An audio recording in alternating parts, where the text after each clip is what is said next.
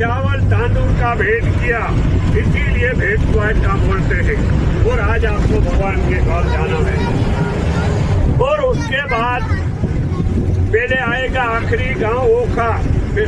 ये है ओखा railway station और इसी के साथ लगा हुआ यहाँ का बंदरगाह भी है, जहाँ पर समुद्री जहाज़ों से आवागमन होता है और सामान लाया उतारा जाता है। और ये लास्ट पश्चिम दिशा का रेलवे स्टेशन द्वारका के बाद लास्ट स्टेशन ही है। और यहीं से ट्रेनें काफ़ी सारी बनती हैं और आगे बढ़ती हैं। तो इसके बाद आगे आपको दिख रहा होगा इस तरफ समुद्र लग जाता है। और समुद्र से ऊंचाई इस स्टेशन की है 5 मीटर, मात्र 5 मीटर सी लेवल से ऊंचाई।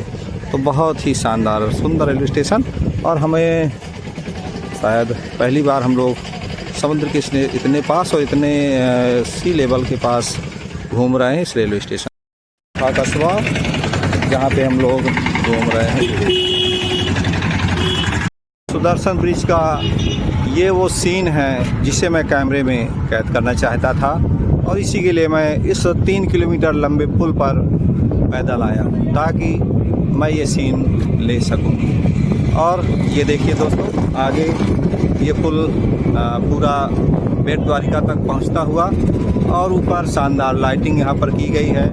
बीच में जो डिवाइडर है उसमें बहुत सारे फूल पौधे लगाए गए हैं।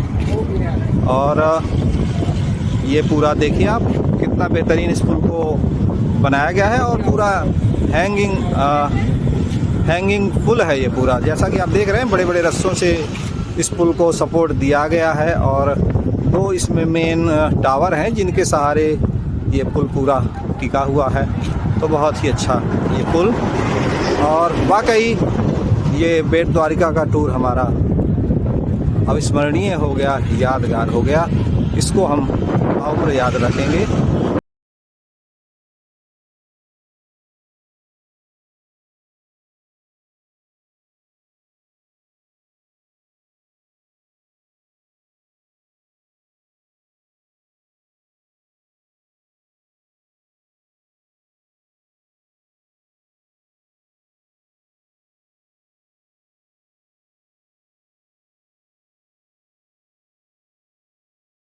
दोस्तों अब हम खड़े हैं बेट द्वारिका, जिसको गुजराती भाषा में कहते हैं।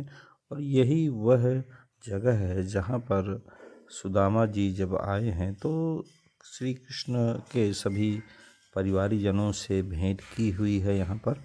और यहीं पर वो आकर सभी पटरानियों से मिले हैं, और यहीं पर उनका रहना हुआ है। जब यहाँ जितने दिन 21 दिन वो यहाँ पर रुके हैं तो इसी स्थान पर रुके हैं। और ये आजकल बेट द्वारिका हिंदी में और गुजराती में बेट द्वारिका के नाम से जाना जाता है। और ये जो यहाँ का मुख्य शहर ओखा से एक जो पुल है सुदर्शन पुल, उसके माध्यम से ये पूरा जो द्वीप है समुद्र के अंदर ये जुड़ा हुआ है।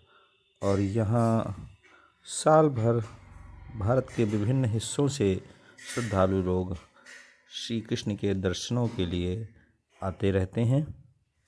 दोस्तों मैं खड़ा हूँ बेट द्वारिका में अपने चावल की भेंट के साथ। ये हैं हमारे साथी यात्री श्री शिव प्रसाद जी जो साथ में आए, एक और सहयात्री श्री कल्लू राम जी।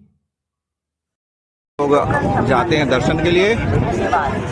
यहाँ पर आपको अंदर मोबाइल, जूते, कोई भी इलेक्ट्रॉनिक गैजेट है वो अलाउ नहीं है। आप यहाँ से इसको ऐसे लेकर जाते हुए, काउंटर है आगे, मोबाइल काउंटर, सामान घर, जूता घर, यहाँ पर आप सभी सामान जमा करवाएं। इसके बाद मंदिर की ओर दर्शन करने जाएं।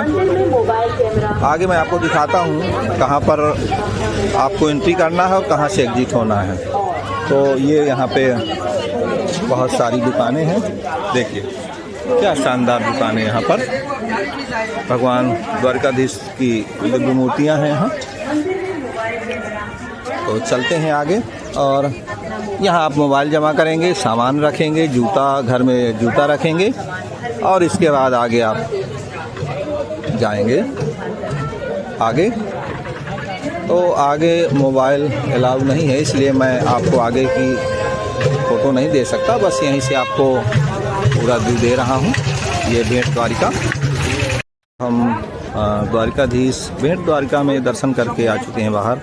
और यहाँ पे ये पूरी दुकानें यहाँ पर लगी हुई, और ये बहुत ही सज्जन व्यक्ति हैं।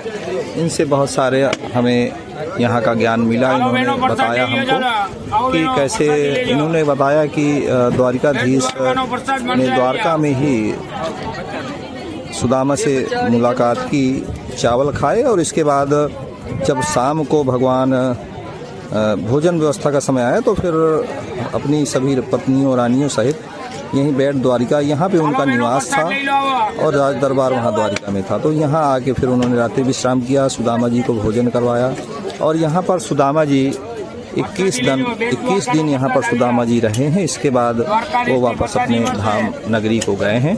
तो ये यहाँ का महत्व है। यहाँ पे ही सुदामा जी 21 दिन रहे हैं। ये यहीं पे उनका भगवान का निवास था, यहीं पे सभी पत्नियों के सहित वो वास करते थे।